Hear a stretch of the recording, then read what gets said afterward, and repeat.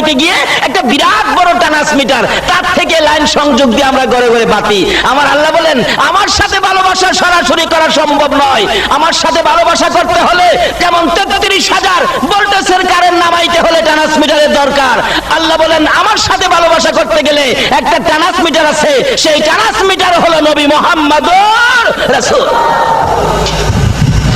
এই নবীর ভালোবাসা ব্যতীত আল্লাহ পাওয়া যায় না। বলুন, এই নবীর ভালোবাসা ব্যতীত। কেন? এই নবী যদি সৃষ্টি না হইতো আমার আল্লাহর আল্লাহই তো প্রকাশ হইতো না। যাকে দিয়ে আমার আল্লাহর আল্লাহই তো প্রকাশ করলেন, যে নবীর ভালোবাসায় কুল কায়নাত বানাইলেন, আজকে সেই নবীর মিলাদ মানতে রাজি না।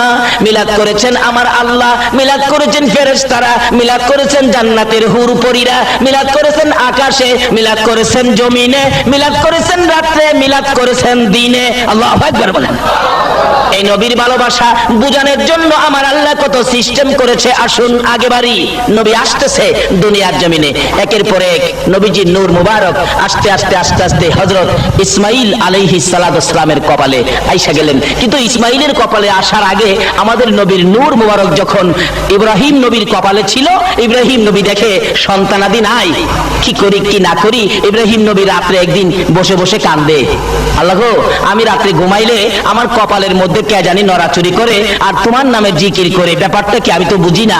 আল্লাহ কয়, ইব্রাহিম তোমার কপালে আমার বন্ধু নূরে মুহাম্মাদি সাল্লাল্লাহু। ইব্রাহিম নবী সেই খবর পাইয়া রাতের বেলা ঘুমের ঘরে ঘুমায় না, শুধুমাত্র কান্দে। কি কান্দা? একটা ছেলে দে রে মাবুদ, একটা ছেলে দে, রোজগার খাইবার আশা নাই রে, মাটি দিব কে। একটা ছেলে দে রে মাবুদ, একটা ছেলে দে, রোজগার খাইবার আশা নাই রে, মাটি দিব কে। আমার যে ছেলে মেয়ে নাই, আমি ইব্রাহিম মরলে আমারে মাটি দিবি কে? আমার একটা ছেলে দাও না। আল্লাহ কয়, কার লাগা যে গান গাও গো ইব্রাহিম, আমি তো বুঝছি। কপালে নড়ে চড়ে দিনই, তার জন্য বুঝি তোমার মহব্বত হয়েছে। আল্লাহু আকবার বলো। তার জন্য বুঝি তোমার ভালোবাসা হয়েছে। আজকে এই নবীর ভালোবাসা ইব্রাহিম নবীর অন্তরে থাকার কারণে, বলুন আমরা যখন নামাজের দুরূদ শরীফ পড়ি, দুরূদের ভিতরে ইব্রাহিম নবী আছে কিনা? এই নবীকে ভালোবাসুন, আল্লাহকে পাবেন। এই নবীর পক্ষে যান, আল্লাহ আপনার পক্ষে আসবে। যদি আমার আল্লাহর ভালোবাসা পেতে চাও, এই নবীর ভালোবাসা দাও, আমার আল্লাহর ভালোবাসা পেয়ে যাবেন। কিভাবে? আসুন সামনে বাড়ি। বাবারা ভাইরা কষ্ট হইতাছে আপনাদের? মিলাদুন নবী বুঝতে হবে। আসুন আগে বাড়ি। আল্লাহ মিলাদ করে নবীকে সৃষ্টি করেছেন, তারপরে আস্তে আস্তে ইব্রাহিম নবীর কপাল থেকে মঞ্জুর হয়ে গেল ইসমাইল। ইসমাইলের কপালে ঈদ মিলাদুন নবী আসছে। কি খুশি যে দেখে সেই তাকিয়ে থাকে। কিন্তু আল্লাহ কয়, ইব্রাহিম তোমার সাথে একটা পরীক্ষা হবে। ইসমাইলের বয়স যখন 9, আল্লাহ বলেন, ইব্রাহিম তোমার কুরবানি করতে হবে। উট কুরবানি, দুম্বা কুরবানি, কত কিছু কুরবানি। কয় না, তোমার প্রিয় বস্তু কুরবানি করো। এবার ইসমাইলকে তুমি কুরবানি করো। কুরবানি করতে মিনায় নিয়ে গেলে গলায় ছুরি চালাইছে, লম্বা ঘটনা। কিন্তু এই যে ছুরি দিয়া ধাক্কাইতেছে, কিন্তু গলা তো আর কাটে না। আল্লাহ কয়, এই ছুরি ইসমাইলের কপালে আমার বন্ধু, আন্তাজি ব্যবহার করিস না। এবার ইব্রাহিম জিগাই, ছুরি রে এত ধাক্কান ধাক্কাইলাম, গলা কাটতেছ না, কারণ কি? তোমার কি পাওয়ার কমে গেছে? ছুরি কয়, এই ইব্রাহিম আমার পাওয়ার কমছে কিনা পাথরও লাগাইয়া দেখ। পাথরও লাগাইলে পাথর 2 ভাগ। পাথর কাটতে পারোস, ইসমাইলের গলা কাটোস না। আমি কিভাবে কাটবো? তুমি ধাক্কা দাও একবার, আর ওই মালিক নিষেধ দিছে কাটিস না 70 বার। কেন? ইসমাইলের কপালে আমার বন্ধু। আরে যেই নবীর রিসালাত, যেই নবীর অংশ ইসমাইলের কপালে থাকলে ছুরি দিয়া গলা কাটা যায় না। বলুন, এই নবী পক্ষে থাকলে কোনো বিপদ হইতে পারে কিনা?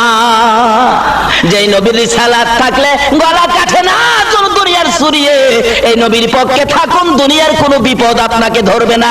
কবরের বিপদ ধরবে না, হাসরের বিপদ ধরবে না, মিজানের বিপদ ধরবে না, কোনো বিপদ পাবে না। আপনি নবীর পক্ষে হইয়া সরাসরি জান্নাতে যাবেন। আল্লাহু আকবার বলুন। তাই নবী আস্তে আস্তে হযরতে আদম আলাইহিস সালাতু ওয়াস সালাম থেকে শুরু করে আস্তে আস্তে আস্তে আস্তে হযরতে ঈসা আলাইহিস সালাতু ওয়াস সালাম পর্যন্ত এসে গেলেন।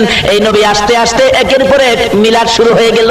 মিলাদ আস্তে আস্তে হযরতে খাজা আব্দুল্লাহর পেশানিতে কপালেতে এসে গেলেন। খাজা আব্দুল্লাহর পেশানি কপাল থেকে যখন ওই নবীর মিলাদ বিদায় হয়ে মা আমেনার গর্ভে তাশরীফ নিয়েছেন, আল্লাহু আকবার বলেন। এবার মা আমেনা বলেন, আমি যখন রাহমাতাল লিল আলামিন নবীকে পেটে লইয়া রাতের বেলা ঘুমাইতে যাইতাম, আমি দেখেছি প্রত্যেক রাত্রে মিলাদের আয়োজন হয়েছে। আল্লাহু আকবার। আমি যখন রাতের বেলা ঘুমাইতে যাই, সকল নবী রাসূলগণ রাত্রে আইসা আমাকে ডেকে ডেকে বলতে থাকেন, আমেনা গো, তোমার ভাগ্য ভালো গো আমেনা, এমন এক নবী তোমার পেটে তাশরীফ নিয়েছে যিনি হইলেন সকল নবীগণের নবী। তাহলে নবীকে নিয়ে সকল নবীগণ মিলাদ আয়োজন করে কিনা বলুন, আলোচনা করে কিনা?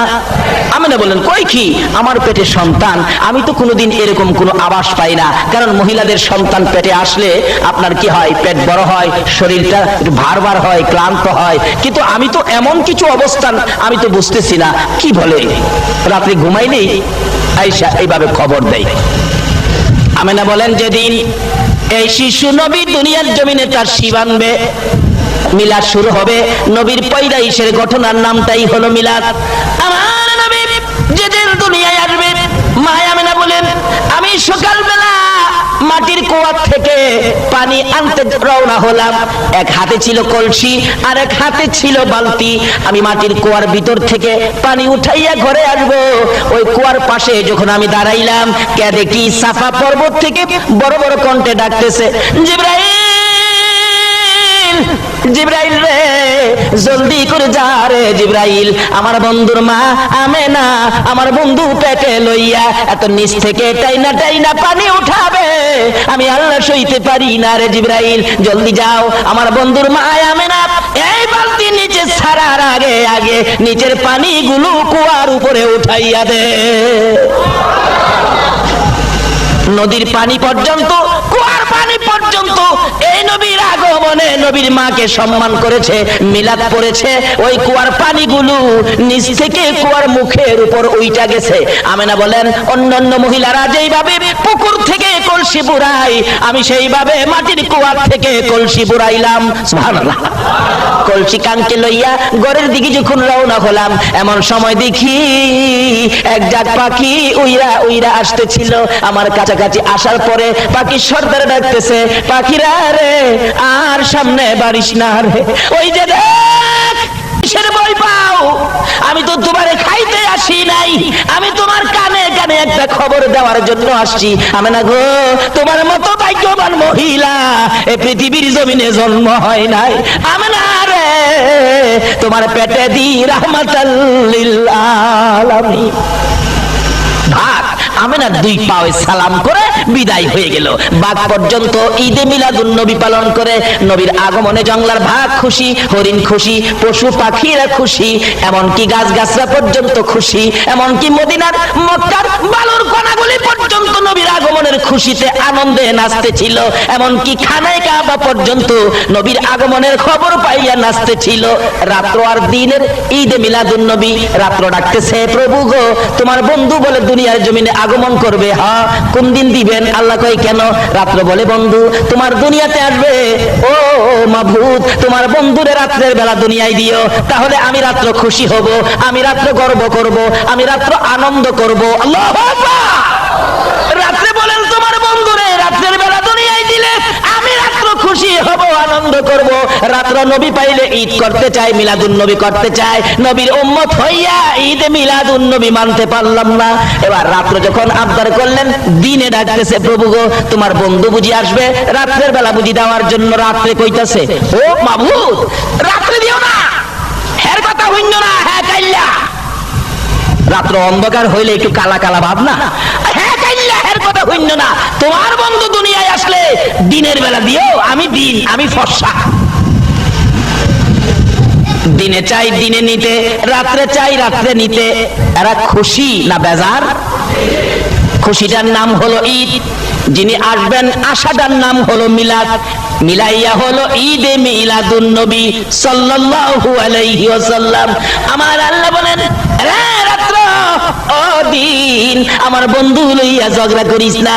এই বন্ধু ঝগড়ার নবী না, এই বন্ধু বেজারের নবী না, এই বন্ধু হিংসা বিদ্বেষের নবী না, এই নবী দলাদলির নবী না, এই নবী মারামারির নবী না, এই নবী কাটাকাটির নবী না। এই নবীর নাম হলো রাহমাতাল লিল আলামিন। সকল সৃষ্টির জন্য, রাত্রের জন্য, দিনের জন্য, চন্দ্রের জন্য, সূর্যের জন্য আমার নবী হলো রহমত, আমার নবী হলো রহমত। তোমরা দলাদলি করো না, ধাক্কাধাক্কি করো না। তোমাকেও খুশি করব, দিনকেও খুশি করব, রাত্রকেও খুশি করব। কিভাবে? আমার নবী যেদিন দুনিয়ায় আগমন করেছেন, বলুন সময়টা কোন সময়টা ছিল? যেই সময়টার নাম হলো সুবে সাদেক। সময়টার নাম কি? আরো জোরে কর। রাত্রেও খুশি, রাত্রের শেষ, দিনে খুশি, দিনের শুরু, রাত্রের শেষ, দিনের দুজন তো পাইছি পাইছি। 12 তারিখ রবিউল আউয়ালের 11 দিবাগত রাত্রে নবীজি দুনিয়ায় আসতেছেন। মা আমেনা বলেন, সকাল থেকেই আমি একটু টেনশনে গেলাম। কি টেনশন? এত বরকতের সন্তান, এত বরকতের নবী, যে নবীর মা হওয়ার কারণে জঙ্গলার বাঘ আমাকে সালাম করে। এই নবী যে দুনিয়াতে আসবে, আমার সন্তান যে দুনিয়াতে আসবে, আমার যে স্বামী নাই, আমার বিপদে কে আমার পাশে দাঁড়াবে?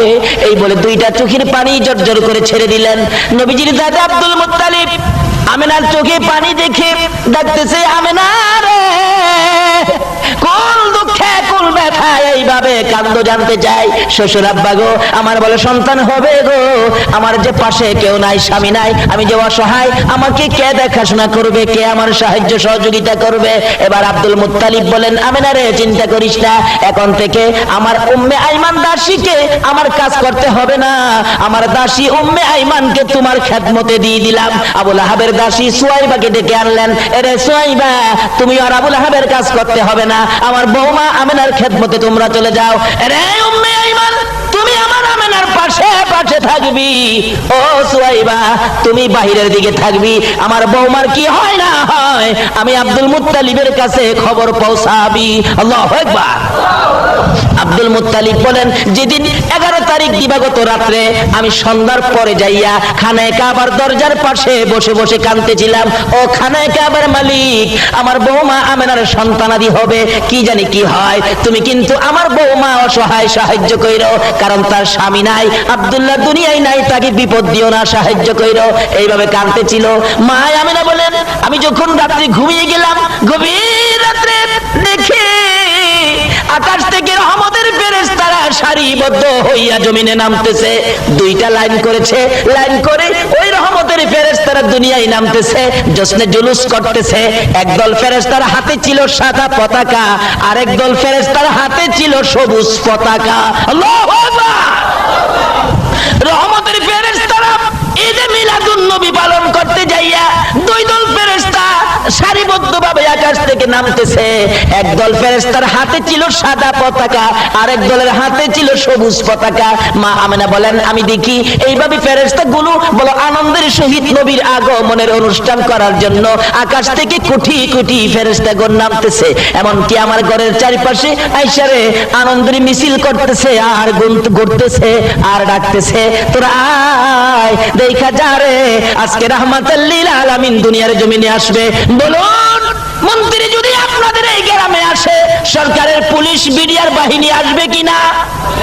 আমার আল্লাহ বলেন, দুনিয়ার সাধারণ মন্ত্রী যদি কোনোখানে যায়, সরকার পুলিশ বিডিআর মোতায়েন করা হয়। আমার বন্ধু কলকায়নার জারু সিলাই বানাইলাম রে, আমার বন্ধু যখন মক্কা নগরীতে আগমন করবে, আমি আল্লাহ আমার পুলিশ বিডিআর বাহিনী আমার বন্ধুর সম্মান জানানোর জন্য মক্কা নগরীতে আমি আল্লাহ পাঠাইয়া দিলাম। অসংখ্য অগণিত ফেরেশতারা নেমে গেছে। সমস্ত পৃথিবী প্যান্ডেল করে মক্কানগর স্টেজ। মক্কানগর প্রশ্ন করবেন, হুজুর মক্কানগর স্টেজ করলো কেন? তার কারণ হলো এই নবী হলেন রাহমাতাল লিল আলামিন। এই নবী আসলে তার উপায় হবে শান্তির ফাইসালা হবে বিদায়। বাস্তবে দেখবেন, আপনাদের শিক্ষামন্ত্রীকে দাওয়াত করছেন আপনাদের স্কুল এবং কলেজ মাদ্রাসা দেখানোর জন্য। বলুন তো, মন্ত্রীরে যে আনতেছেন কোন রাস্তাটা দিয়ে আনবেন? যে রাস্তাটা একটু ভাঙ্গা টাঙ্গা, ঠিক কিনা? কেন এই ভাঙ্গা রাস্তাটা দেখলে মন্ত্রী বলবে কি ব্যাপার, আপনাদের এলাকায় কি এমপি নাই? রাস্তাগুলি এরকম কেন? রাস্তা মেরামত করার একটা রাস্তা কি হবে? স্টেজ করবে এমন এক জায়গায় যেখানে স্কুলটা ভাঙ্গা কোনাটা দেখা যায়, বারিন্দা নাই দেখা যায়, এমন একটা জায়গায় দেখবেন স্টেজ করছে। মন্ত্রী বৈশাই বলবেন কি ব্যাপার, এটা স্কুল? হ্যাঁ। এই কি ব্যাপার, এটা স্কুল, শিক্ষা প্রতিষ্ঠান, শিক্ষা জাতির মেরুদণ্ড, এই অবস্থায় থাকলো তখন মন্ত্রী কি বলবে? না না না, এইটাকে আগে কিছু করতে হবে, আপনারা কাগজ দেন।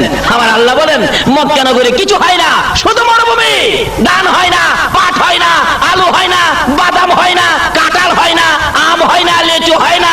আল্লাহ কয় তাই মক্কা নগরে আমার বন্ধুর আগমনের স্টেজ বানাইলাম, বন্ধু গেলেই বন্ধুর আগমনের বরকতে এই মক্কা নগর ধন্য হয়ে যাবে। জোরে জোরে গান সুবহান। শুধু মক্কা নগর নয়, এই নবীর ভালোবাসার হাত যারা বাড়াবে তাদের জীবন ধন্য হয়ে যাইবে। আব্দুল মুত্তালিব বলেন রাত্র যখন গভীর হয়ে গেল, 2টা 2:30 বাইজা গেল, 3টার কাছাকাছি, এমন সময় দেখি আকাশে বিকট শব্দ হয়েছে। তাকাইলাম আকাশের দিকে, তাকাইয়া দেখি আকাশের দরজাটা খুলে গেছে। আকাশের দিকে তাকাইয়া দেখি কে যেন ডেকে ডেকে বলতেছেন আজকে এমন আনন্দের দিন রে, আজকে এমন মজার দিন, ভালোবাসার দিন, আজকে তামাম পৃথিবীটার উসিলাই সৃষ্টি ওই রাহমাতুল লিল আলামিন নবী আজকে আমেনার ঘরে তাশরিফ নিতে যাচ্ছে। আব্দুল মুত্তালিব বলেন আমি তো তাকাই রইলাম, আমেনার ঘরে যাবে, আমেনার ঘরে যাবে রাহমাতুল লিল আলামিন, আমেনার ঘরে যাবে, আমেনা তো আমার বৌমা, কি ঘটনা ঘটতে যাচ্ছে দেখি। এমন সময় বলতেছেন আব্দুল মুত্তালিব বলেন আমি তাকাইয়া দেখি ওই দরজাটা দিয়ে 3 থেকে 4 জন মহিলা আসতেছে, জান্নাতি সুন্দর শাড়ি পরে পরে আসতেছে, জান্নাতি সুন্দর শাড়ি পরে। ওই 3 থেকে 4 জন মহিলা, আসিয়া, মারিয়াম, হযরতে হাওয়া এবং রাহিমা, 4 জন ফেরেশতা, 4 জন মহিলা জান্নাত থেকে সুন্দর শাড়ি পরে আনন্দের সহিত নূরের বাতি হাতে লইয়া রাস্তা দিয়ে আসতেছে। আমি জানতে চাই নতুন শাড়ি, নতুন কাপড় আমরা কোন দিন ব্যবহার করি? আরো জোরে কর। যারা গরিব, টাকা পয়সা নাই, ঈদের দিন বাচ্চা কাচ্চার জন্য কোন জিনিস ক্ষতি করে হলেও নতুন কাপড়ের ব্যবস্থা করে কিনা বলুন তো?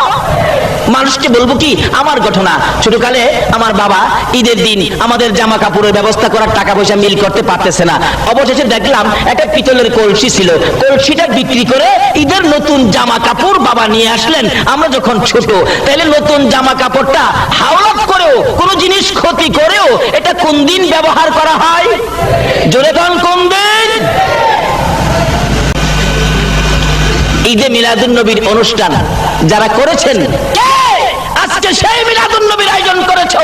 হযরত আবু বকর সিদ্দিক রাদিয়াল্লাহু তাআলা আনহু বলেন যদি ঈদে মিলাদুন নবী, নবীর আগমনের অনুষ্ঠান আনন্দের সহিত কেউ যদি 1 দিরহাম পরিমাণ টাকা খরচ করে ঈদে মিলাদুন নবীর অনুষ্ঠান করে, আমি আবু বকর তাকে না লইয়া বেহেশতে যাব না। আচ্ছা, আবু বকরের কথাটা কি মিথ্যা হবে? বলবেন হুজুর আবু বকর বেহেশতে যাইব কি না এটা কি আবু বকর জানে? কিন্তু আবু বকর না জানলেও আমার আল্লাহ জানে। জানে কিনা বলেন? আমার আল্লাহ বলেন বন্ধু গো তোমার আবু বকর কই, তোমার আবু বকর কই? ও বন্ধু শুনে রাখো, তোমার আবু বকর যতক্ষণ পর্যন্ত বেহেশতের ভিতরে পাও না দিবে ততক্ষণ পর্যন্ত কাউরে আমি বেহেশতে যাইতে দিব না। আবু বকরকে আমার আল্লাহ এত ভালোবাসেন কেন বলুন? আবু বকরকে আমার আল্লাহ এত ভালোবাসেন কেন? আবু বকরের মধ্যে আমার নবীর ভালোবাসা ছিল, কি বলেন ঠিক কিনা? আমার নবী আবু বকর আমার এই নবীকে কত ভালোবাসতো। আবু বকরের জীবনী আলোচনা করলে 1 রাতের দরকার, সংক্ষেপ আলোচনা। মা আয়েশা সিদ্দিকা রাদিয়াল্লাহু তাআলা আনহা একদিন প্রশ্ন করেছেন ইয়া রাসূলুল্লাহ আকাশে এত তারা দেখা যায়, এত তারা আকাশে, এই তারা পরিমাণ নেকি কি কোনো মানুষের আছে? আচ্ছা, পৃথিবীর কোন বিজ্ঞান আকাশে কত তারা আছে এই গণনা কি করছে? আপনারা কি খবর কেউ পাইছেন? আকাশে কত তারা আছে কোন বিজ্ঞান এই খবর দিতে পারছে? কিন্তু মা আয়েশা তো প্রশ্ন করে ফেললেন। আসলে অনেক সময় মহিলারা আসলে অনেক সময় এমন উদ্ভুত প্রশ্ন করে বসে। আমাদের এলাকার ঘটনা, এক বেচারা নৌকা চালায়, তখন তো ইঞ্জিল ছিল না, হাতে যাইতো বায়া, পালে চলতো, গুনে টানতো, এরকম চলতো। ওই মহাজন বলতেছেন মুনি পাইতেছি না, নৌকা চালামু কি দিয়া? বাড়িওয়ালি মহিলা কইতেছে তোমার যে কারবার, নৌকা ফালে যাইবো, গুনে আইবো, মুনি মানুর কাম কি? ফালে যাইবো, গুনে আইবো। ওই পুরুষ লোকটা বলতেছে আরে ব্যাককলের ব্যাককল, ফালে যাইবো তো বাতাস বাও থাকলে ফালে যাইবো, যদি আমি যাম দক্ষিণে, যদি বাতাস থাকে দক্ষিণের, এই উল্টা বাতাসটি ফালে যাইবো। মহিলাও তখন কয় আমরা মেয়ে মানুষ, আমরা কি এত কিছু জানি? তবে হারা হঠাৎ দেখবেন উদ্ভুত প্রশ্ন করে বসে, পেছ লেগে গেলেই আমরা কি এত কিছু জানি?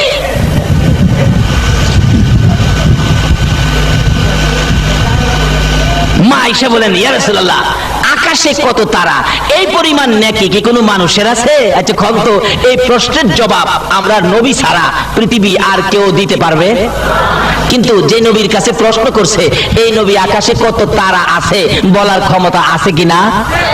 আকাশে কত তারা আছে কেউ জানে না, কিন্তু আমার নবী জানে না।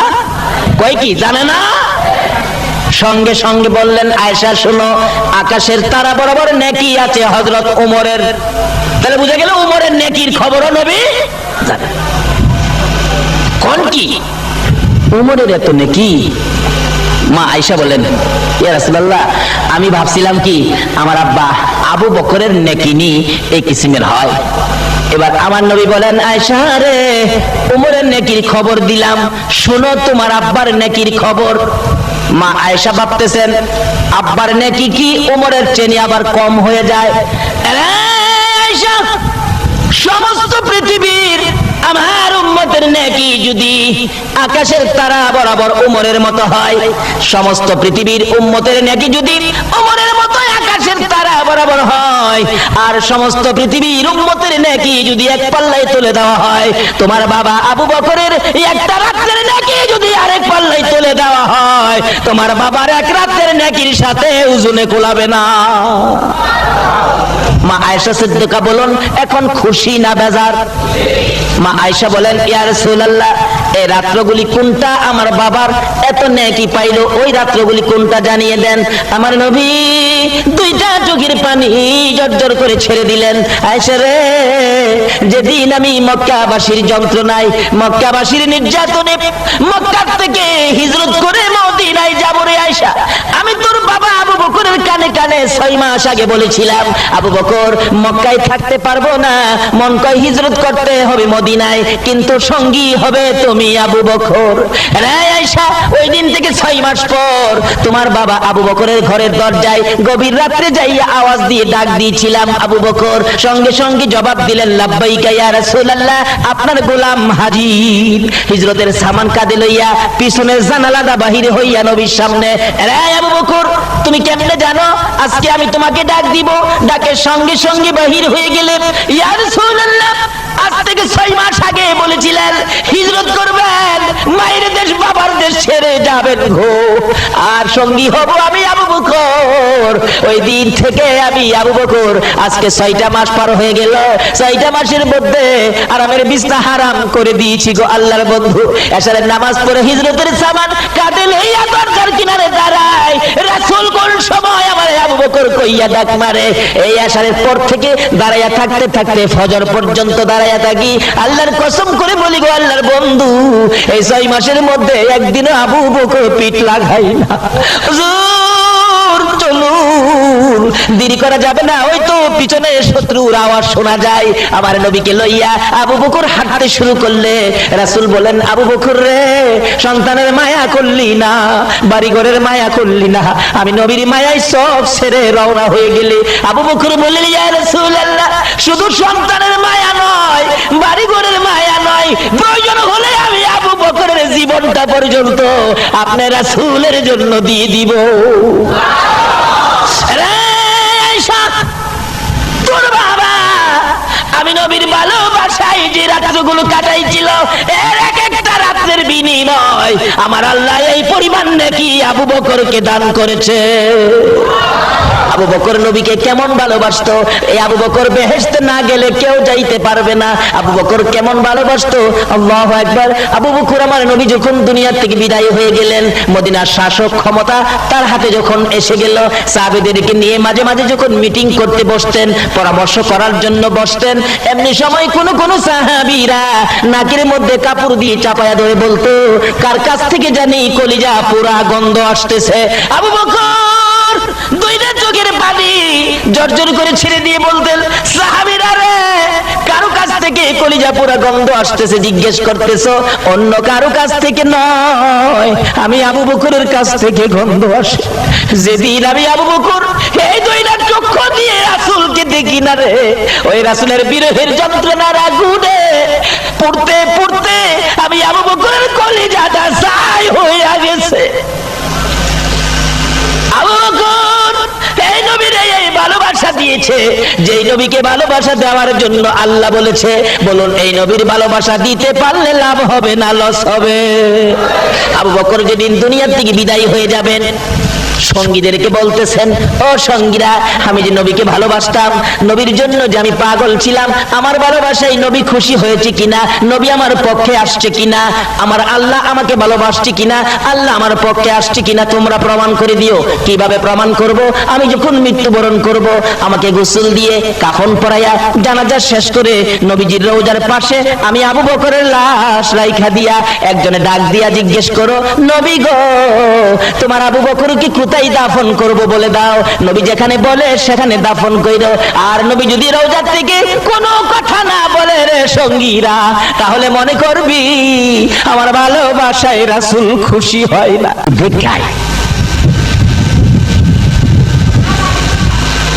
কই নবীজি দেখতেছে, ফিরাইছে। আয়েশা কই গেছিলা? না হুজুর গেছিলাম। না না কই না, কই গেছিলা? আসল কথা কও। হুজুর গেছিলাম আল্লাহর নবীর পায়খানা মুবারকের রংটা জানি কেমন দেখবা লাগিয়া। কই দেখছো? দেখছো? হুজুর দেখি নাই তো। পায়খানা করেন নাই? হ করছি তো। কই পায়খানা তো পাইলাম না। আমার নবী কয়, আয়েশা তুমি ভাববো না আমি তোমরার মতো মানুষ। আমি নবী যখন পায়খানা করতে বসি, জমিন হা করে থাকে আমি নবীর পায়খানা মুবারক খাওয়ার জন্য, জমিন হা করে থাকে নবীর পায়খানা খাওয়ার জন্য। আমরার পায়খানা তো কুত্তাও খায় না, তাইলে কি নবী আমরার মতো? সেই নবীর উপর মিলাদ, সেই নবীকে ভালোবাসার নির্দেশ দিয়েছে কোরআন শরীফে আমার আল্লাহ। দুনিয়ায় আর কাউকে ভালোবাসার নির্দেশ দেয় নাই, একজনকে ভালোবাসার নির্দেশ দিয়েছে, ইনি হলেন মুহাম্মাদুর। এই নবীরে ভালোবাসতে লাভ হয় না লস হয়? এই নবীর মিলাদ পড়লে জান্নাতে যায় না জাহান্নামে যায়? একদিন মা আয়েশা নবীজিকে উড়না দিয়া পেঁচ দিয়া ধরছে, ইয়া রাসূলুল্লাহ আজকে আপনারে যাইতে দিব না, আজকে আমার এখানে থাকবেন। নবীজি এই দূরে খাড়িয়া হাসতেছে। আয়েশা কই সিরা গেল, সিরা গেল নাকি? ছিড়ছে না তো। বললাম নবী গেল কিভাবে? সব ঠিক আছে নবী। হ্যাঁ না। রাসূল বলেন, আয়েশা তুমি ভাইবো না আমি তোমাদের মতো মানুষ। রাসূল নিজেই বলতেছেন, তোমরা ভাইবো না আমি তোমাদের মতো মানুষ। আমি যদি কই নবী আমাদের মতো মানুষ, তাহলে আমি নবীর পক্ষে গেলাম নাকি নবীর দুশমনি করলাম? আপনারা কি দুশমনে রাসূল হবেন নাকি আশিকে রাসূল হবেন? আপনারা কে কে আশিকে রাসূল হবেন হাত তুলে দেখা। মাশাআল্লাহ, নারে তাকবীর, নারে রিসালাত, নারে গাউসিয়া। বাবারা আসুন, আমি শেষ পর্যায়ে চলে আসলাম। এই নবীকে চিনানোর জন্য আল্লাহ যে কত সিস্টেম করেছেন, এই নবীর মিলাদ বোঝানোর জন্য আমার আল্লাহ নিজে ফেরেশতাদেরকে নিয়ে, বলুন দুরূদ সালাম আল্লাহ আমার নবীর উপর প্রেরণ করতেছে কিনা। এই নবীর ইজ্জত সম্মান, এই নবীর চিনানোর জন্য বোঝানোর জন্য আরো কত সিস্টেম করেছেন। টুপি নবী, দাড়ি নবী, পাঞ্জাবি নবী, আযানের মধ্যে নবী, আকামতের মধ্যে নবী, নামাজের মধ্যে নবী। আচ্ছা বলুন তো 5 ওয়াক্ত নামাজ উত্তম ইবাদত। এর মধ্যে প্রথম ওয়াক্তটা কোনটা? প্রথম ওয়াক্ত ফজরের নামাজ কয় রাকাত? আরো জোরে। 4 রাকাত নামাজ কিভাবে পড়তে হয় বলুন তো? 2 রাকাত সুন্নত, 2 রাকাত ফরজ। আমি যদি বলি না না না, সুন্নত 2 রাকাত পরে, ফরজ 2 রাকাত আগে, কারণ ফরজের তো পাওয়ার বেশি, ফরজ পরে নিবেন কেন? ফরজ আগে পড়বেন। বলুন তো, এরকম যদি কথা বইলা ইমামতি করতে আসি, আমারে কি আপনারা ইমামতি করতে দেবেন? সিস্টেম হলো 2 রাকাত সুন্নত, 2 রাকাত ফরজ। এখন বলুন, সুন্নত আগে না ফরজ আগে? আচ্ছা, 4 রাকাত নামাজের মধ্যে সিস্টেম করলেন 2 রাকাত 2 রাকাত, এরপরেও 2 রাকাত সুন্নত আগে দিলেন। সুন্নতটা কার স্মরণে পড়া হয়? আরো জোরে কর। তাহলে আল্লাহকে স্মরণ করার আগে কাকে স্মরণ করার নির্দেশ দিলেন? আল্লাহ বুঝাইতে চায়, এই নবী যদি না হইতো নামাজ, এই নবী যদি না হইতো মসজিদ মাদ্রাসা, এই নবী যদি না হইতো খানায়ে কাবা পর্যন্ত হইতো না। যদি নবীর সাথে সম্পর্ক, নবীর সাথে ভালোবাসা, নবীর প্রেম ভালোবাসা, নবীর নামের গুনগুনানি, নবীর উপর দরুদ সালামের আওয়াজ যদি আমার আল্লাহ না শুনে, কিতাবে আসছে যে এলাকায় যে জায়গায় এই নবীর উপর দরুদ সালামের মাহফিল করা হয়, যেমন আজকে ঈদে মিলাদুন নবীর মাহফিল, এই মাহফিল যে এলাকায় করা হয়েছে, যেখানে দরুদ সালাম পাঠ করা হবে, মাহফিল শেষে আপনারা তো আপনাদের বাড়িতে চলে যাবেন, এবং এই মাহফিল হওয়াতে লক্ষ লক্ষ ফেরেশতারা মাহফিলের চারপাশে জড়ো হয়ে দাঁড়িয়ে থাকবে। মাহফিল শেষে ফেরেশতারাও বাড়িতে যাইতে চাইলে আমার আল্লাহ বলবেন, ফেরেশতারা ওই মানুষগুলি বাড়িতে যাক, তোমরা যাইও না, তোমরা কই যাইবা, তোমরা এখানে থাকো। খোদার গো, মাহফিল তো শেষ। মাহফিল শেষ হইলেও আমার হাবিবের উপর যে জায়গাটার মধ্যে দরুদ সালাম পাঠ করা হয়েছে, এই জায়গাটার ইজ্জত বাইরা গেছে। তোমরা এই জায়গাটারে আমার হাবিবের উপর দরুদ সালামের কারণে এই জায়গাটারে তোমরা 40 দিন পর্যন্ত জিয়ারত করতে থাকো। তাহলে এই নবীকে চিনা, এই নবীর উপর মিলাদ, দুরূদ ও সালাম পাঠ করা, নবীর পক্ষে থাকা, নবীকে ভালোবাসা দেওয়া আমাদের দরকার আছে কি না? বাবারা, যেই আলোচনাগুলো করলাম, আল্লাহ যেন আমাকে সহ আপনাদের সকলকে বুঝে শুনে আমল করার তৌফিক দেন। আজকের মাহফিল আল্লাহ যেন কবুল করে নেন। যারা মাহফিলের আয়োজন করেছেন, আল্লাহ যেন তাদেরকে এই পরিশ্রমের টাকা খরচ করে এই মাহফিল আয়োজনের উসিলায় আবু বকরের সিদ্দিকের সঙ্গী করে যেন জান্নাতি বানিয়ে দেন। সকালে বলুন আমিন। আর আজকে যারা নবীর ভালোবাসায় এত রাত পর্যন্ত কষ্ট করেছেন, আল্লাহ যেন আপনাদের সকলকে নবীর গুদারায় উঠাইয়া ফুল সিরাতের ফুল পার করে দেন। সকালে বলুন আমিন। আসুন দোয়া করি। আল্লাহুম্মা আমিন। রব্বানা যালামনা আনফুসানা ওয়া ইল্লাম তাগফির লানা ওয়া তারহামনা লানাকুনান্না মিনাল খাসিরিন। রব্বিরহামহুমা কামা রাব্বায়ানি সাগীরা। রব্বুল আলামিন, জান্নাত সাদা কাফনের ভিতরে 2টা যায়, কবে জানি এই 2টা হাত পচে গলে মাটির সাথে মিশা যাই গো আল্লাহ। ওই দিন আসার আগে আমরা যারা হাত বাড়াইছি, এই মাহফিলের উসিলায় আমাদের তামাম জিন্দেগির গুনাহগুলো ক্ষমা করে দাও গো আল্লাহ। আয় মাবুদ, ক্ষমা চাইলাম জীবনের গুনাহ, ক্ষমা যদি না করো কবে জানি মৌতের চিঠি দিয়ে আজরাইল পাঠাইয়া দাও। কবে জানি বড় বাড়ি বড় ঘর সুন্দর বিছানার থেকে 4 জনে ধরে ধরে টাইনা টাইনা বাহির করবে। উঠানের কিনারে পর্দা টানাবে, নাকি কানে তুলা লাগাবে, বড়ি পাতার গরম পানির গোসল করাবে। আদরের বাবার জামা কাপড় গুলো সুকেসের মধ্যে সাজাইয়া রাখবে। সন্তানেরা বাবার জামা বুকে লইয়া বাবা বাবা কইয়া কাঁদবে।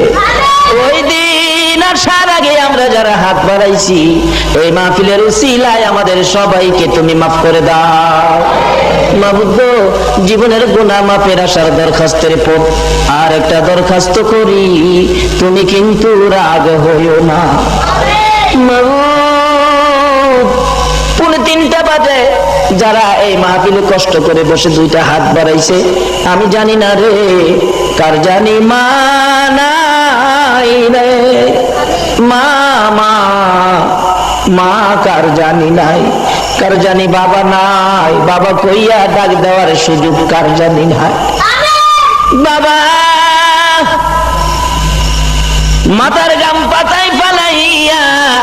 রোজগার করে খাওয়াইতো। সারাদিন পরিশ্রম করে সন্ধ্যা হতো বাড়িতে যাইতে, বাড়িতে যাইয়া যদি বাবা ভাত খাইতে বসছে, সবকিছু খাওয়ার পর বাবা দুধ ভাত নিয়েছে, দুধ দিয়ে ভাত মেখে খাইতে চাইলে আমরা তো বাবার চারিদিক ঘেরাও করে বসেছি। বাবা এত কষ্ট করার পরেও দুধ ভাত নিজের মুখে দেয় না। দুধের সবগুলো ভাত রে বাবা সন্তানের মুখে মুখে বাইটা দিত। এই বাবা কার জানি রে অন্ধকার কবরে ঘুমিয়ে আছে। ওই মা কার জানি কবরে গো, যেই মা ছোট্ট কালে মায়ের পাশে ঘুমাইতাম, একটু পরে পরে মা সন্তানের নিচে হাত বাড়াইতো। যদি প্রস্রাব করে দিতাম মা প্রস্রাবের খাতা বদলাইতো, আবার প্রস্রাব করেছি আবার বদলাইছে, আবার প্রস্রাব করেছি, খাতার অভাবে মা বিজা জায়গায় শুইয়া গো আমার মতো সন্তানকে শুকনা জায়গায় শুয়াইতো। ওই জায়গায় যখন প্রস্রাব করেছি মা খাতার অভাবে নিজে বিজা জায়গায় শুইয়া তোমার আমার মতো সন্তান মা টাইনা টাইনা বুকে রাখতো রে। হে মা বাবা কার জানি কবরে গো আল্লাহ, এই মুহূর্তে ওই সকল মা বাবার কবর গুলো জান্নাতের বাগান বানাইয়া দাও। মা বাবা যার দুনিয়াতে আছে হায়াত বাড়িয়ে দাও। মা বাবা কেমন জিনিস বোঝার তৌফিক ছেলে মেয়েদেরকে দান করে দাও। ইয়া আল্লাহ দাদা দাদি নানা নানি শ্বশুর শাশুড়ি আলিয়া ওলাদ বংশধর মই মুরব্বি পাড়া প্রতিবেশী খানদানবাসী মহব্বতী কাজ করে এই এলাকার জমিনের নিচে, এই চান্দগাঁও জমিনের নিচে যত মোমেন মোমেনাত ঘুমিয়ে আছে এই মাহফিলের উসিলায় সকলের কবর তুমি জান্নাতের বাগান বানাইয়া দাও।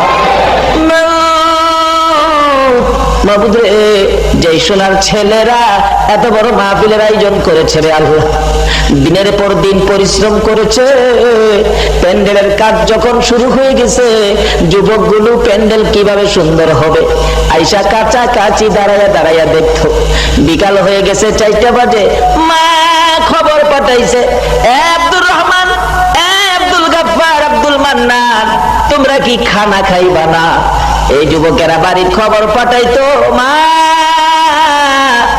মাহফিলের প্যান্ডেলের কাজ শেষ হয় নাই গো মা রে মাবুদ, এত পরিশ্রমের জান্নাতের বাগান যুবকদের আয়োজিত মাহফিল আজকে দি বিদায় হইয়া যায়। যে যুবকেরা মাহফিলের জন্য কষ্ট করেছে আল্লাহ গো তুমি যুবকদেরকে কবুল করে নাও। হাসাইন আর হুসাইনের মতো নবীর আদরের বানাইয়া দাও গো আল্লাহ। এই মাহফিল কমিটির সকল যুবকদের গলায় নবীর প্রেমের মালা পরাইয়া দাও গো আল্লাহ। তাদের বংশধর মই মুরব্বি যারা কবরে গো মাহফিলের উসিলায় সকলকে তুমি মাফ করে দাও। ইয়া আল্লাহ এই মাহফিলে যারা সাহায্য সহযোগিতা করেছে, বুদ্ধি পরামর্শ দিয়েছে, দূর দূরান্ত থেকে মাহফিলে শরীক হয়েছে, সকলকে তুমি কবুল করো, সকলের মনের আশা পুরা করে দাও গো আল্লাহ। এই মাহফিলে যারা সাহায্য সহযোগিতা করেছে, দূর দূরান্ত থেকে শরীক হয়েছে, সকলকে তুমি কাল কিয়ামতে নবীর গুদারায় উঠাইয়া ফুলসিরাতের ফুল পার করে দিও গো আল্লাহ। এ মাবুদ এই মাহফিলে যে আশায় হাত বাড়াইছে সকলের মনের আশা পুরা করো। আমাদের মধ্যে যারা বিমার শেফা করে দাও গো আল্লাহ। এ আল্লাহ কাশেম সহ এখানে কাগজে 3-4টা নাম দিয়েছে মাবুদ গো, ওই নামের ব্যক্তিদেরকে সহ এ আল্লাহ সবাইকে তুমি মাফ করো। এ আল্লাহ যত বিমারি আছে বিমারিকে শেফা করে দাও গো আল্লাহ। হসপিটালে যাইতে হবে এমন রোগ কাউকে দিও না গো আল্লাহ। হসপিটালে যাওয়ার রোগ যদি কারো থাকে এই মাহফিলের উসিলাই গাউসে পাকের ফাতিহা ইয়াজদাহুমের উসিলাই তোমার নবী দয়ার নবী মায়ার নবীর মিলাদের উসিলাই ইয়া আল্লাহ ওই হসপিটালে আছেন বাড়িওয়ালা? আছি। এই বই আপনি লিখছেন? হ্যাঁ। এদিকে আসেন বাবারে। আমার নবীরে কলঙ্ক করে বইটা লিখলেন। নবী তো কোনোদিন কারো ক্ষতি করে না। বলুন আপনার কি ক্ষতি করেছে নবীজি? বলুন নবীজি কোনো ক্ষতি করেন? নবীর আদর্শের মধ্যে কোনো ক্ষতি আছে? নবীর চরিত্রের মধ্যে হিংসা বিদ্বেষ আছে? আজকে আমাদের মধ্যে কিন্তু হিংসা কি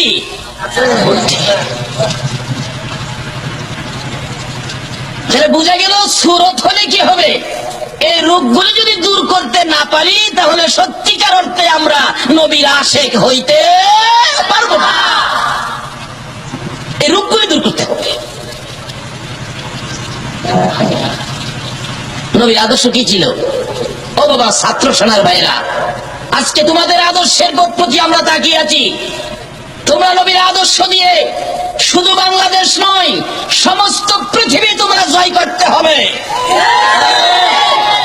রাক্কার আদর্শ দিয়ে নয়, তোমাদের আদর্শে যেন মানুষ রাসূলের ভালোবাসার দিকে ঝাঁপিয়ে আসে।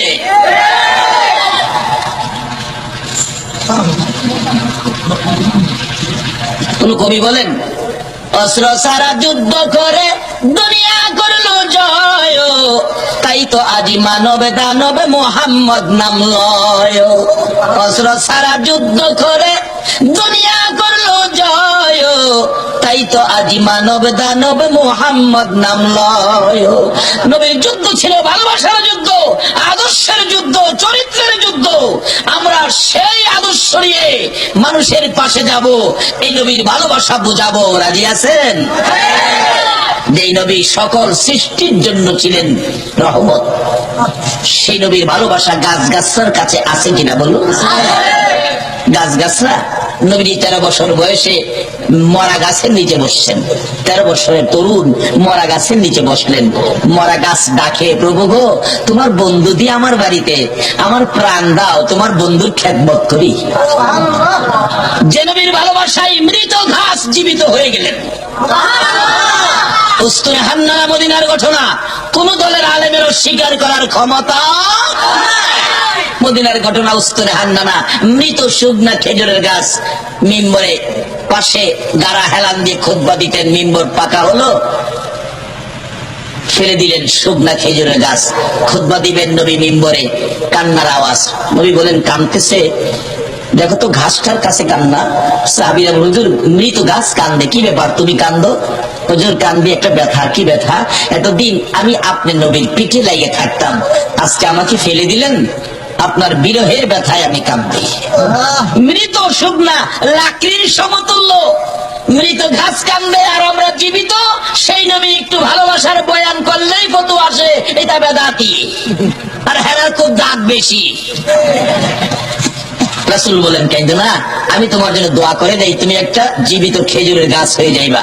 খেজুরের গাছ বলেন, না হুজুর এই দোয়া চাই না। শোনো, কিয়ামত পর্যন্ত হায়াত পাইবা। না হুজুর সে দোয়া চাই না। শোনো, তোমার মধ্যে বরকতের খেজুর ধরবে সারা বছর, কোন সিজন নাই, আনসিজন খেজুর সবসময় থাকবে। হুজুর এই দোয়া চাই না। শোনো, কিয়ামত পর্যন্ত তোমার খেজুর থাকবে, সমস্ত পৃথিবীর উম্মতে খেজুর খাবে, কিন্তু খেজুর খায়া কমাইতে পারবে না। আমি নবীর দোয়ার বরকত, এত বরকত হবে। বলুন, আমাদের নবীর দোয়ায় এই বরকত আসেনি?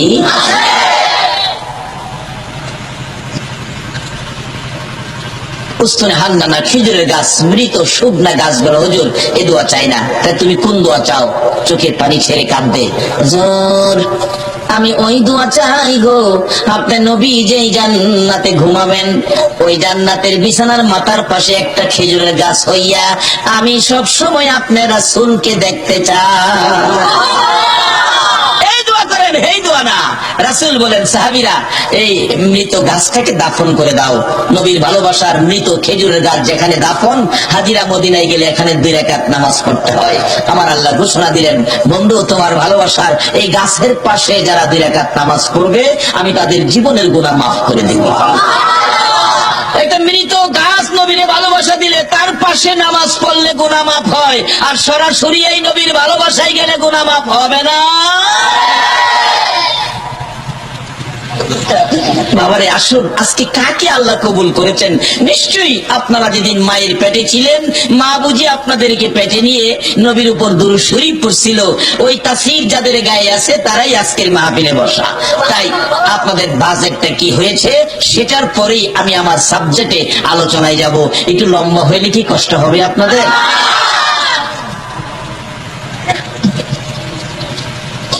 রাত্রে কষ্ট করে পাইতেছেন কি সেটা বলতেছি, বাস্তব।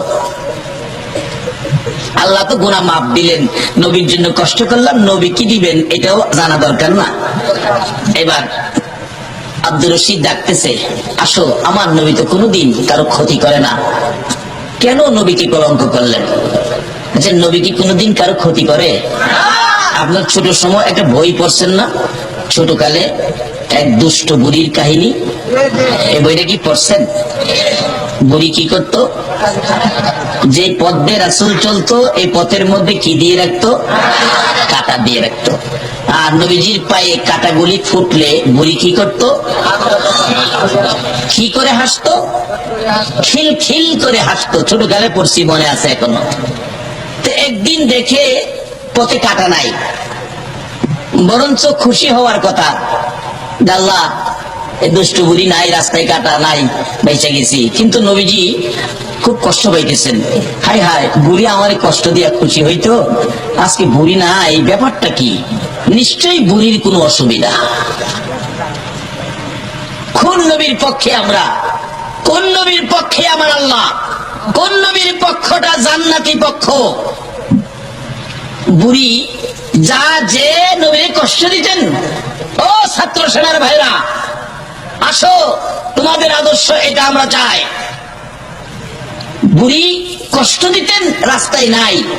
নবীজি ভাবতেছেন নিশ্চয়ই বুড়ির কোনো অসুবিধা আছে।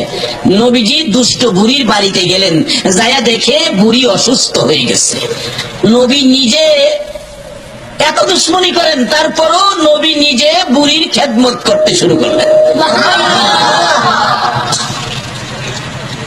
আবু জাহেল একবার নবীজিকে দুনিয়ার থেকে চিরবিদায় করে দেওয়ার জন্য যেই পথে নবী রাত্রে চলেন, রাস্তার মধ্যে গর্ত করছে। সারা রাত গর্ত করে আবু জাহেল গর্তের উপর পাতালতা দিয়ে রাখছে। নবীজি গর্তের ভিতরে পড়ে গেলে কাউরে জানাবে না, সেই মাটি দিয়ে দিবে। এটা আবু জাহেলের ধারণা। বলুন, হ্যাঁ ধারণাই কি পুরা হইব? আমাদের নবীর পক্ষে আছেন কে? গর্ত খুঁড়ে সারা রাত ঘুমায় নাই। যে সময় নবী ঘুম থেকে উঠলেন, খানে কাবা যাবেন এই রাস্তা দিয়ে, আবু জাহেল গর্তের ভিতরে পইরা চিন্তা করে, এখন কি করলাম? নিজের লাইফটা শেষ করে দিলাম, উঠতেও পারতেছি না, সকালে হয়তো মানুষ দেখবে। আল্লাহ কই, তোমারে না দেখাইয়া ছাড়তেছি না। রাত্র শেষ, লোকজন সকালবেলা বাহির হয়েছে। বলুন, রাস্তায় গর্ত দেখলে মানুষ গালি দিবে না? একটু দূরে আইসে কোন জালিমের বাচ্চা রাস্তার মধ্যে গর্ত করছে, আইসা দেখে চাচা। হাই হাই, চাচা আপনি মুরব্বী, বেটা একটু আগে গালি দিয়া ওখানে চাচা কস। আল্লাহ কয়, তোর গালি শুরু হয়েছে মাত্র। শত শত মানুষ সকালবেলা ভিড় জমছে। কি ব্যাপার? একজন চাচা কি ব্যাপার, কারণটা কি? আমারে উঠাও, উঠাও, তাড়াতাড়ি উঠাও। একজন নিচের দিকে হাত দিছে উপরে উঠাইবার লেগে, আর আবু জাহেল নিচের থেকে হাত উপরের দিকে বাড়াইছে উঠবার লেগে। আল্লাহ কয়, জিবরাইল, আমার নবীর নিয়ে হায় যা করছে, এই হাত যেন একসাথে না মিলে, আদাত বাকি লেখা তো। কয়াত বাকি? কয় না, কয়াত আদাত বাকি, এটা যেন হুরা না হয়। অনেক সময় দেখেন দোকানদাররা দোকানে লেখা রায় আজ নগদ কাল বাকি। এক বেচারা পেটের খিদা, বাচ্চারা কান্দে, 1 কেজি চাউল আনতে গেছে, টাকা নাই, বাকি আনবো, দেখে লেখা আজ নগদ কাল বাকি। তারপরে আজকে কোনো রকম কাটাইয়া সকাল সকাল কালকা বাকিটা নেব। কালকাও যায় দেখে কি লেখা। আচ্ছা, এই বাকি জীবনে নগদ হইব? আমার আল্লাহ কয়, জিবরাইল, আদাত বাকি, আদাত। আল্লাহু আকবার বলো।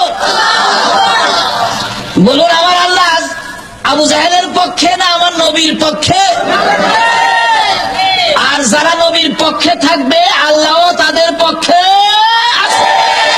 বাস্তবে আসুন, আজকে নবীর আশিকদের কোনো বিপদ হবেও না।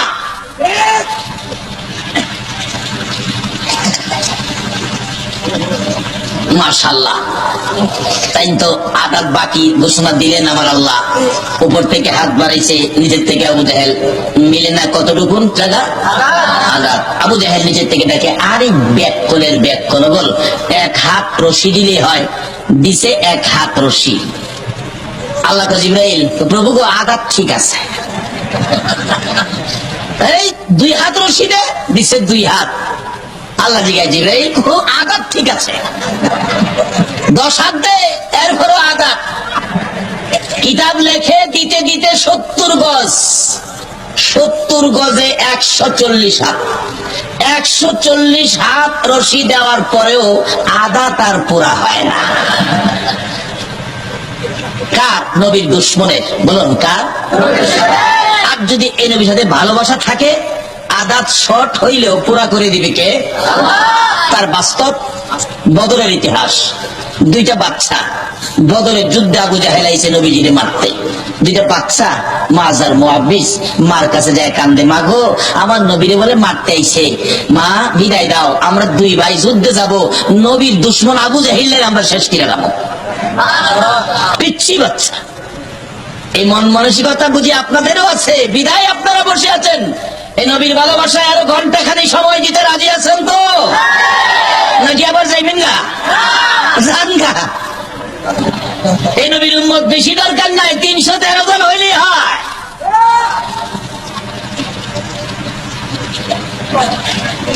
কার ভাগ্যে হবে নবীর পক্ষে থাকা? যে নবীর উপর আল্লাহ নিজে দরুদ সালাম প্রেরণ করে, এই নবীর পক্ষে থাকা কি সকলের পক্ষে সম্ভব? বাচ্চা দুইটা গেছে, নবী গো আবু জাহেল আইছে আপনারা মারতে যুদ্ধের ময়দানে বদরের প্রান্তে। হুজুর আমরা মার কাছ থেকে বিদায় নিয়েছি, আমরা দুই ভাই যাবো।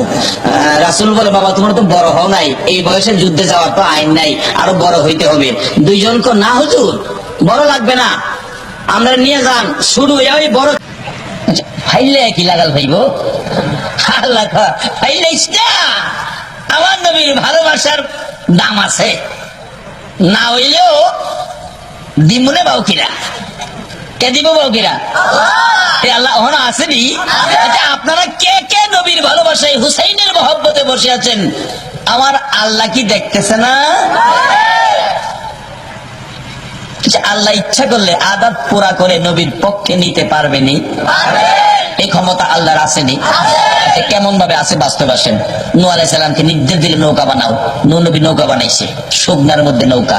নূহ নবীর বিরোধী যারা আছে এরা সবাই কয় দেখ নূহ নবী নৌকা বানাইছে শুকনার মধ্যে, রে পানি বলে কবে আইব। এলাকার হগল মানুষ মিল্লা নূহ নবীর নৌকারে পায়খানা বানাইছে, সহালে গিয়া নৌকার মধ্যে পায়খানা করে। নূহ নবী খালি কয় আল্লাহ গো ওই যে কি করতেছে দেখেন, আপনি কইলেন নৌকা বানাইতাম, বানাইছি, অন কিন্তু পায়খানা করে। আমি জানি না, আপনি জানেন সব। আল্লাহ তো চিন্তা করিস না, ব্যবস্থা করবো না। পায়খানা করতে করতে করতে করতে একবারে ভর্তি। এক অন্ধ লোক কইতেছে হাইরে আমার দুইটা চোখ নাই দেখা পারলাম না নূহ নবীর নৌকার পায়খানা করতাম। দুইজন কয় তোর আফসোস থাকতো কি লেগে দুইজনে ধরে নিয়ে নৌকা তোলাকে উপরে ধাক্কা দিছে না, ধাক্কায় নৌকার বাতার মধ্যে বসতে পারছে না, ঠিক মতো ধরতে পারছে না। অন্ধ মানুষ খাই পল্লি খাইয়া ভিতরে পড়ছে। টাঙ্কির ভিতরে বইরা যারা সাঁতার না জানে, পানি পড়লে কিছু খায় না, পানি তো নাকে মুখে চোখে কিছু খাইছে। নিচের থেকে উপরে উইটা দেখে অন্ধ লোকের চোখ ভালো হয়ে গেছে। হায় হায়, যাই জীবনে পৃথিবী দেখছে না, মানে হঠাৎ দেখলে কম তো এর অবস্থা কি, পায়খানা কি পায়খানা এর কাছে। নৌকার উপরে খাড়েরা, ও দুনিয়ার অন্ধরা, আরে পায়খানা তো পায়খানা না রে, সোহের মলম। অন্ধরা খবর পাইয়া দৌড়াইছে, একটু আঙ্গুলদা লাগাইয়া খালি চোখ লাগাইছে, চোখ বালা। অহন্ত দেশের অন্ধরা পাতিল লইয়া লইয়া বুড়াইতেছে, মুচ্ছা কাগজ দা বাইন্দা মিষ্টির প্যাকেটের মতো নিতেছে। আল্লাহ জিগাই নো খবর কি? আল্লাহ গো নিতেছে। বলুন এই ক্ষমতা আমার আল্লাহর আসেনি? এই আল্লাহরে পাইতে গেলে লাগবো নবী মুহাম্মদ। বাবারে আগে নবীরে চিনেন, পরে নামাজও যান। নবী ছাড়া নামাজ হইব? নবী ছাড়া আজান হইব? নবী ছাড়া আকামত হইব? নবী ছাড়া আল্লাহ পাওয়া যাইব? যাবে না। যে রোগের নিয়তে নেয় রোগ ভালো না। অবশেষে বহু দূর থেকে এসে কিছু লোক আইসা দেখে নাই। আল্লাহ কয় নূহ কি খবর? কয় নিচে গা তো কিন্তু গন্ধ রয়েছে। আল্লাহ কয় গন্ধ দূর করতেছে। দূরের থেকে দেখে নাই, ওষুধ নাই, পরে পানি দিয়া মরাইয়া পরিষ্কার করে পানি লইছে, অহনো রোগ ভালো হয়। 7 বার ধুয়াইয়া পরিষ্কার করে দিছে, অহনো রোগ ভালো হয়। বলুন এই সিস্টেম কে করলেন? নবীর আশেক দুইটা বাচ্চা যুদ্ধে যাবে, আল্লাহ কি হেন সিস্টেম করতে পারে না? আল্লাহ কয় চিন্তা করিস না হুজুর, মাফে তো হই না, মাপে তো হই না। নবীজি কয়, তুমি পরে যাইবা, বড় হয়ে এলো। আল্লাহ কয়, মাপে না হইলেও মহব্বত হইছস, আদাত বাকি পুরা করব। কিভাবে? নবীর আশেক তো। আল্লাহ কয়, বাচ্চার ভিতরে বুদ্ধি ঘুরাই দিলেন, এটা তুই কস না নবী গো, বড় বাইরে লম্বা দেখে নিচ্ছেন, শক্তি কিন্তু আমার বেশি। সুবহানাল্লাহ কর। আরে নবীর প্রেমের পাগল যারা প্রেম খেলা খেলে, বলুন নবীর প্রেমের, নবীর প্রেমে ওয়াজ করনি দন্ত দেয় ফেলে, নবীর প্রেমে ওয়াজ করনি দন্ত দেয় ফেলে, নবীর প্রেমের পাগল যারা প্রেম খেলা খেলে, হাইরে নবীর প্রেমের পাগল। হানজালা পাগল ছিল, নবীর প্রেমে জীবন দিল। হানজালা পাগল, নবীর প্রেমে জীবন দিল। গোসল করাইল তারে ফেরেশতার দলে, গোসল করাইল তারে ফেরেশতার দলে। নবীর প্রেমের পাগল যারা প্রেম খেলা খেলে, হাইরে নবীর প্রেমের। এবার ডাকতেছে, হুজুর বড় ভাই লম্বা দিকে নিছেন, এই সিস্টেমটা কে দিতেছে? আল্লাহ আসেনি হনো? বড় ভাই লম্বা দিকে নিছেন, আমার নিলেন না। শক্তি কিন্তু বড় ভাইয়ের চেয়ে আমার শরীরে বেশি। বিশ্বাস না হয় বড় ভাইয়ের লোক আমার কুস্তি লাগাই দেন। সিস্টেম কে করতেছে? এই সিস্টেমই আজকে আপনারা নবীর ভালোবাসায় হুসাইনের স্মরণের মাহফিলে বসাইছে। এতে বোঝা যায় আল্লাহ সিস্টেম করে জান্নাতে নিব। সাহাবীরা হুজুর বাচ্চারা কয় কি? আমার তো হাসি উঠলো কথা শুনে। আসল কথা কইলে তো হাসবেন হুজুর, আসল কথা কইলে হাসবেন।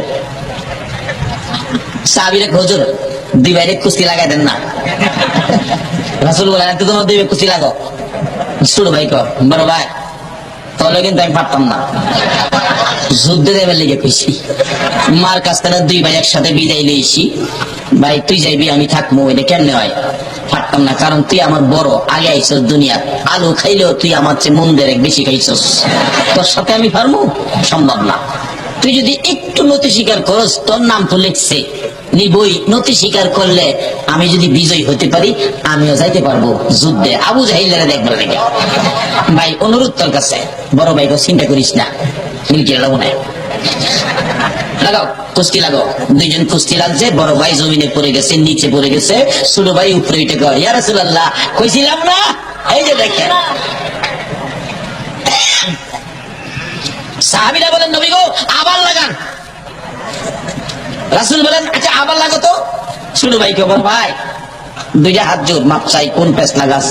ছোট ভাই মাপ চাইতেছে, কোন কি কাজ করত চাইস, পেস লাগাইস না। বড় ভাই তো চিন্তা করিস না, আগের বাউ বাউ। এইভাবে তিনবার করে ছোট ভাই উপরে, বড় ভাই নিচে। রাসূল বলেন, আইনে তো নিতে হয়। আসলে আইনটা লাগাইছে কে? এই নবীর ভালোবাসায় থাকলে খালি হ্যাঁ না তো কবর, মিজান, হাসর, ফুলচিরাত সব জায়গায় খালি এইটা লাগাই হার করবো।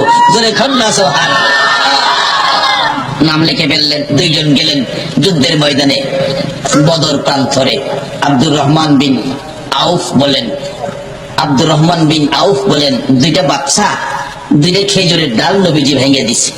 খেজুরের ডাল শুকনা। আইসা আমারে জিগায়, চাচা আব্দুর রহমান বিন আউফ, আবু জাহিল করলা? আব্দুর রহমান বিন আউফ বলে, আমি আশ্চর্য হয়ে গেলাম, বাচ্চা দুইটা ছোট, তালাশ করে বরফ। আসলে এই নবীর উম্মতের বাজেট ছোট না বড়? কোরআন শরীফের কয়েক জায়গায় ঘোষণা দেওয়া আছে, বেগৈরে হিসাব, হিসাব সারা বাজেট। হিসাব করে কত দিব আমরা রে? কি হিসাব করে দিলে যদি না মানি, এই নবীর উম্মত তো হন্ডি, ঠিক আছে শেষ কাটাইলাম না। গাউসে পাক একদিন ডাহে, আল্লাহ শেষ রাইতে। আল্লাহ কয় কি? আর কথা কয় না। কি ব্যাপার? কয় না, ডাক দিয়া দেখলাম আপনি যে কোরআন শরীফে কইছেন, ওইজা সাহালাকা ইবাদি আন্নি ফাইন্নি করিব। আপনি যে বলছেন নবী গো, আপনি বলে দেন আমারে তালাশ করে আমি নিকটে। আমি আব্দুল কাদের দেখলাম নিকটে আসেননি, দেখলাম আর কি। আল্লাহ কয় আমি তো আরো আল্লাহ কই কি কইলি? আমি পারতাম না? হ্যাঁ, আমি যেটা করুম আপনিও পারতেন না। আচ্ছা, কি দাবি করব আল্লাহ জানে না? এটা আখির নবীর মধ্যে শেষ করাইলে তো এটা বড় হন্ডি। এর লাগে বাজেট দিয়া তুই রাখছে ব্যাগ হইরে। কারণ যদি 100 দেয়, আবার যদি আল্লাহ 100-র পর আর নাই আপনার কাছে। বাজার দিচ্ছে লাইলাতুল কদরি খায়রুম মিন আলফি শাহর, রাত্র একটা নাম কদর, বাজেট হলো 1000 মাসের চাইতে বেশি। কত বেশি? যদি পৃথিবীর কোন আলেম ওলামার জিগান, কারো ক্ষমতা নাই বেশি সীমানা দিত। আল্লাহ কয় বন্ধু গো, তোমার উম্মত হাসরের দিন মুক্তি পাইতে যত বেশি দরকার এর চেয়ে আরো বেশি। কইছেন দাবি করলে পুরা করবেন, কইছেন জানি, কিন্তু আমি যেটা দাবি করুন পুরা করতে পারতেন না। আরে কও কি? হ্যাঁ, আচ্ছা কি দাবি করবা কও? তাহলে আমার নবী বানাই দিলেন, নবী বানাই দিলেন। আচ্ছা নবী কি আর হইব? আল্লাহ তো আব্দুল কাদির কি কইলা তুমি? নবী তো আর হইতো না। আমি জানি আপনি পারতেন না। এটা অন্য নবীর উম্মতের আবার এই সাহস। এটা কিছু করলে আখিরি নবীর উম্মতই পারে। বাজেট দিয়া থুইছে ব্যাগ হইরে। আল্লাহ কয়, ও আব্দুল কাদের, আমি তো কোরআন শরীফে ঘোষণা দিছি রে, ওয়ালাকিন রাসূলুল্লাহি ওয়া খাতামান নাবিয়্যিন, এই নবী দিয়ে নবুয়তির দরজা শেষ। আমার নবীও বলে ফেলেছে, আনা খাতামুন নাবিয়্যিন লা নাবিয়্যা বাদি, আমি শেষ নবী, আমার পর নবী আসবে না। ক্ষমতা আছে রে, আইনে নাই। কারণ এই দিতে কইছি আমি, আইনে নাই দিতে কইছি। আব্দুল কাদের দরখাস্ত করছো, যেটা বিফল যেতে পারে না, এটা ছাড়া অন্য কি করবি ক? কথা এলে আমি আব্দুল কাদের কাদরিয়া তরিকায় থেকে যারা তোমারে ডাকবো, হ্যাঁ মাফ করে দাও। এইটা বাড়ি যাও, কাদরিয়া তরিকার সবাই আমি মাফ করে দিলাম, যাও। এটা মহব্বত, প্রেম, ভালোবাসার খেলা। যাই হোক, যাই না ওদিকে, আমার আল্লাহর ক্ষমতা আসেনি বলুন? দুইজনে মিলে জিজ্ঞেস করে, চাচা আব্দুর রহমান বিন আউফ, আবু জাহেল যে কয় সবচেয়ে বড় লাহিলা কুল্লা। আব্দুর রহমান বিন আউফ কয় নবীর সাহাবী, আমি আশ্চর্য হয়ে গেছি, দুইটা বাচ্চা খেজুরের ডাল লইয়া বিচারে বড় ডালে দেখাই দিছে, ওই যে কাফেরদের ভিতরে খাড়া গোড়ার উপরে বসা, এই এলা হলো আবু জাহেল। দুইটা বাচ্চা একটা দৌড় মারছে, যাইয়া ওই বাচ্চা দুইটা আবু জাহেলের একবারে কাছে সৈন্য, তার পক্ষে সৈন্যের ভিতরে ঢুকিয়া আবু জাহেলের গোড়ার নিচে গিয়ে খারিছে। খারিয়া দেহে লাগাল পায় না। কিতাব লেখে আবু জাহেলের গোড়ার তুলনায় বাচ্চা দুইটা এত ছোট ছিল, গোড়ার নিচে দিয়া আইতো যাইতো, মাথাটা পর্যন্ত হেরে লাগে না। দুইজনে পরামর্শ করে, ভাই হেরে নামাই কেমনে? ছোট ভাই কো, আমি তো লাগাল ভাইটা মইনা, তুমি তো কিছু লম্বা আছো, তুমি রেডি হও, আমি হেরে বাউ করি। নবীর পক্ষের লোক, এই নবীর পক্ষে থাকতে রাজি আছেন তো? খেজুরের ডালের পাওয়ার কত এই নবীর পক্ষে গেলে? দেহে নামে না। পরে ছোট ভাইকে, ভাই এনে নাম তো না, নামার লাগবো। গোড়ার ভাও আঘাত শুরু করছে খেজুরের ডাল দিয়া, গোড়ার ভাও বাঁধছে, হ্যাঁ জমিনও ফুটছে, দুই ভাই খেজুরের ডালটা মারতেছে। আবু জাহেল চিল্লায়, কে কই আসোস? আমার অবস্থা টাইট। আবু জাহেলের ছেলে আকরামা দৌড়াইছে, বাবারে মারতেছে তো। আয়া হাসে, আব্বা আপনি কোন কি? দুইটা বাচ্চা খেজুরের ডাল, আর কোন আপনার টাইট?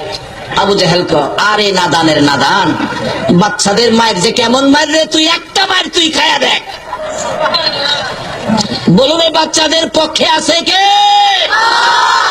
এ নবীর পক্ষে যাবে যারা, আল্লাহকে পাবে তারা। এভাবে যখন বললেন, আকরামা তরবারি বাহির করছে। আব্দুর রহমান বিন আউফ বলেন, আমি তাকিয়ে আছি, তরবারিটা এইভাবে ধরে ছোট্ট ভাইটার গর্দানের মধ্যে আঘাতটা করছে। ঠাস করে আওয়াজ হয়ে ছোট ভাইটার এই হাতের হাড্ডি কাইটা হাতটা জমিনে নেমে গেছে, একটু গুস্ত লাগিয়ে রয়েছে, হাতটা ঝুলতেছে। আব্দুর রহমান বিন আউফ বলেন, আমি তাকিয়ে আছি, এই হাত নিয়ে লড়তে চড়তে বাচ্চাটার কষ্ট হয় বিদায় দেখলাম বাম হাতে ধরে হাতটাকে এইভাবে কাঁধের উপর আনছে, বাম হাতে মারে, লড়লে কষ্ট হয়। আবার দেখলাম হাতটাকে ঘুরাইয়া নিচে নামাইয়া হাতটাকে আঙ্গুলিগুলি পায়ের নিচে দিয়ে বাচ্চাটা পাড়া দিয়ে ধরে টানতেছে আর ডাকতেছে, নবী গো, হাত নিয়ে লড়তে চড়তে কষ্ট হয়, হাতটা ছিঁড়তে চাই, ছিঁড়ি না। হঠাৎ করে এত জোরে টান দিল, ওই কাটা হাত গোস্তটুকুন ছিঁড়ে জমিনে পড়ে লাসতেছে। আব্দুর রহমান বিন আউফ বলেন, এমনি সময় দেখি আকাশ থেকে হাজার হাজার তরবারি আবু জাহেলের গায়ে মারতেছে। এই নবীর পক্ষে থাকলে লাভ হবে না লস হবে? এই নবীর পক্ষে থাকতে রাজি আছেন কিনা? এদিকে নবীর ভালোবাসার আদাত বাকি আর নবীর দুশ্মনের আদাত বাকি। বলুন, দুই আদাত কি একরকম হবে? কথাটা খেয়াল আসেনি? আদাত বাকি নবীর দুশ্মন লোকটা জানি কে? ওই আবু জাহেল। গর্তের ভিতরে 70 গজ মাটির নিচে, আদাত পুরা হয় না। নিজের থেকে ডাকতেছে, তোনা কারা রে? বুঝেছি যার জন্য গর্ত করেছি, আমার ভাতিজা না আসলে উঠতে পারবো না। আমার ভাতিজার কাছে খবর দাও। ও নবীর আশিকেরা, ও আহলে সুন্নাত ওয়াল জামাতের আলেম ওলামারা, এই নবীর আদর্শের মধ্যে ঢুকো। আমার নবীর এত দুশ্মনী করার পরেও আমার নবী দুশ্মনী করে না। খবর দিলেন একজন যাইয়া, ইয়া রাসূলুল্লাহ, আপনার চাচা আবু জাহেল 70 গজ মাটির নিচে।